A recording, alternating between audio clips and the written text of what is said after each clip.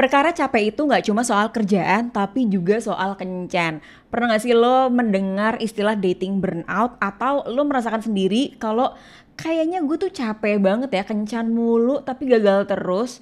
Udah gitu kalau misalnya kencan gue tuh energinya cepet habis. Nah, bisa jadi ada beberapa kecenderungan atau pola yang belum kita sadari. Nah, gimana sih caranya biar kencan gue berhasil atau kira-kira ada yang salah dari gue apa enggak ya gitu. Sebelum gue bahas lebih lanjut, selamat datang di Bicara Cinta, gue Ida Mama dan gue biasanya mereview atau mengulas buku, series ataupun film yang bertema romantic relationship atau cinta, dan gue juga bikin cerpen audio yang gue tulis sendiri. Nah, jadi kalau lo suka dengan topik-topik relationship atau cinta, boleh subscribe channel gue agar bisa lebih update. Jangan lupa nyalain notifnya juga ya. Nah, kembali soal dating burnout. Di video sebelumnya gue membahas salah 4 dating show yang gue tonton nih. Ada Single Inferno, ada Match Island, ada Love Island, juga Too Hot to Handle. Nah, dari situ gue jadi melihat ada pola atau kecenderungan ketika orang ngedate atau kenalan sama stranger itu tuh bisa macem-macem banget. Nah, kenapa tiba-tiba misalnya ada nih satu tokoh di Single Inferno yang cowok ini tuh disukai oleh banyak cewek, tapi kok dia pelin-pelan kayak nggak jelas, nggak bisa menentukan pilihan. Gue jadi inget salah satu episode dari YouTube-nya Matthew Hussey, seorang dating coach dari Inggris yang biasanya ngasih saran-saran soal kencan dan cinta. Nah, menurut dia ada salah satu kecenderungan atau pola-pola tertentu yang nggak kita sadari, tapi kita punya pola itu dan itulah yang bikin kencan-kencan kita tuh jadi gagal. Dari judul episodenya The Only Dating Advice You Will Ever Need ini bilang kalau ada 3 tipe orang dalam berkencan. Yang pertama, ada yang namanya skater. Nah, jadi skater ini ibaratnya kayak orang lagi ski di es. Es itu kan sifatnya licin, jadi ya udah meluncur aja gitu kan, dengan cepat, dengan segera. Sama kayak dating nih, kalau misalnya orang lagi kencan, dia tuh bisa berubah-ubah dan loncat dari satu partner kencan ke partner kencan lainnya dengan jeda yang sangat singkat. Misalnya dalam 1 minggu bisa ngedate beberapa cowok atau cewek sekaligus gitu ya.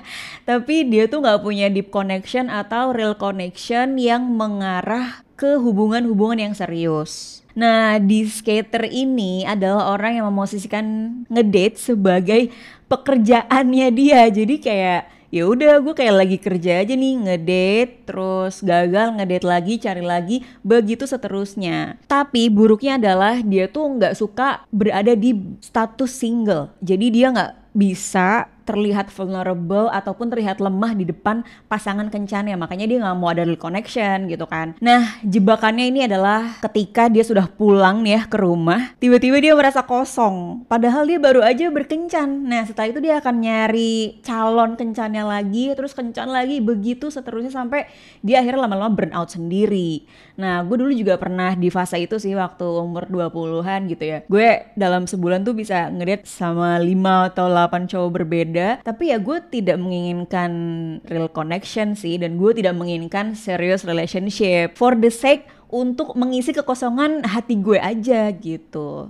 Nah, yang kedua ada tipe orang yang namanya the sinker. Namanya aja udah sink. Jadi orang yang suka menenggelamkan dirinya ke palung paling dalam dengan sukarela gitu. Jadi orang ini adalah tipikal orang yang kalau ketemu orang yang dia suka, dia udah obses, dia langsung terpikat, dia gampang tertarik, sampai akhirnya dia mau mengorbankan atau melakukan hal-hal yang tidak dia sukai demi orang yang dia suka. Jadi biar orang yang dia suka tuh tidak kecewa dan senang gitu ketika berada sama dia. Intinya orang yang the sinker ini adalah suka nyenengin orang lain tanpa peduli dirinya tuh maunya apa sih. Lo tuh kan punya suara ya, tapi dia nggak mau ngasih space buat dirinya sendiri untuk didengar oleh partner kencannya, simply karena dia juga emang nggak mau aja sih. Dan ibaratnya dia tuh udah nggak peduli dengan dirinya sendiri dan merasa kalau kehidupan orang yang dia suka itu jauh-jauh lebih penting daripada dirinya. Kan gawat ya. Mungkin sekarang istilahnya namanya bucin, cuman kan kalau bucin ada yang bucin sehat dalam tanda kutip, kalau ini lebih ke obsesi arahnya, dan ini sangat berbahaya karena toksik juga ya. dia ingin mengutarakan sesuatu, dia takut pasangannya nggak suka, terus menjauh, terus ngilang. Nah, dia tuh nggak mau karena dia anxious banget gitu. Yang ketiga atau yang terakhir, tipe ini namanya the sideliner. Namanya sideliner ini adalah orang yang memosisikan dirinya out of the game atau di luar situasi, di luar kolam kencan itu. Kenapa sih ada di sideliner? Bukannya dia dikasih kesempatan ya? Nah, orang-orang ini ngerasa kalau dating itu bukan buat gue deh kayaknya. Gue udah gak cocok lagi deh berkencan, kayak gue gak mau sih gitu. Pertama, dia sudah sering sakit hati. Jadi ngerasa kayak gue gak mau kecewa lagi, gue gak mau dikecewain terus menerus. Dan gue merasa nih, orang yang akan gue kencani pasti akan sama dengan orang yang dulu mengecewakan gue. Misalnya nih, ada cewek yang jadi di sideliner, dia menganggap cowok-cowok itu di dunia ini tuh semua cowok sama,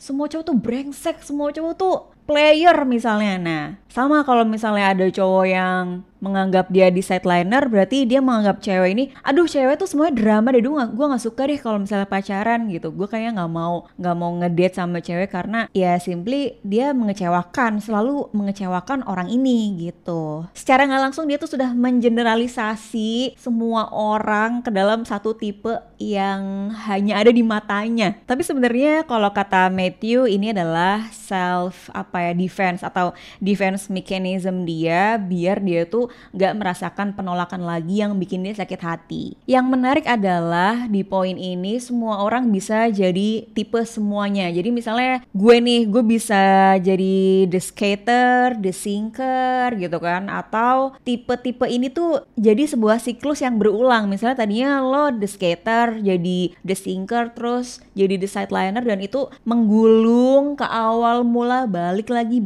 gitu. Dan ya bisa juga, cuman tidak harus satu orang satu tipe ya. Bisa gak sih mindset orang tuh berubah ketika dia kencan biar gak terjebak gitu kan? Bisa banget. Ketika satu, dia berubah karena ada orang yang menurut dia karismatik, atau dia lagi ada di dalam fase tertentu di hidupnya yang jauh berbeda dengan fase hidup sebelumnya, otomatis dia udah berkembang dong, dan dia ngerasa kalau kayaknya setelah denger orang ini ngomong, gue jadi berubah nih, gue jadi merasa kayaknya gue harus keluar dari ruangan, keluar dari box, terus gue jump into kolam yang lain gitu, ketemu orang, terus gue pengen menjalin hubungan yang organik untuk tujuannya real connection, interaksi yang jujur gitu ya, yang genuine gitu. Dan for the sake dia tuh pengen fulfill aja gitu. Jadi bukan cuman untuk cari pacar. Bisa jadi nih dari real connection itu jadi teman, jadi rekan bisnis. Nah itu tuh orang yang sudah bisa berubah pola pikirnya. Dan salah satu solusinya menurut Matthew, kalau misalnya lagi kencan, kita tuh harus being present aja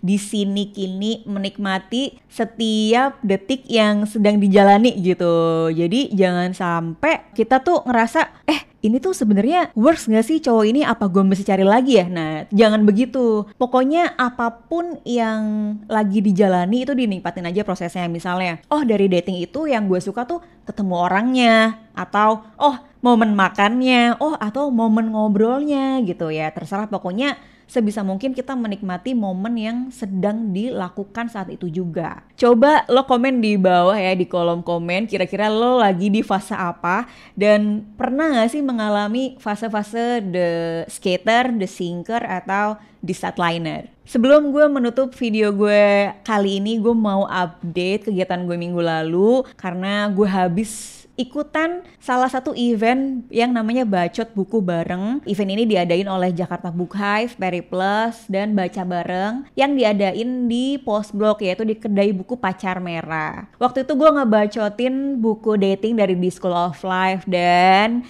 alhamdulillah ya, audiens memilih gue menjadi salah satu pembacot favorit.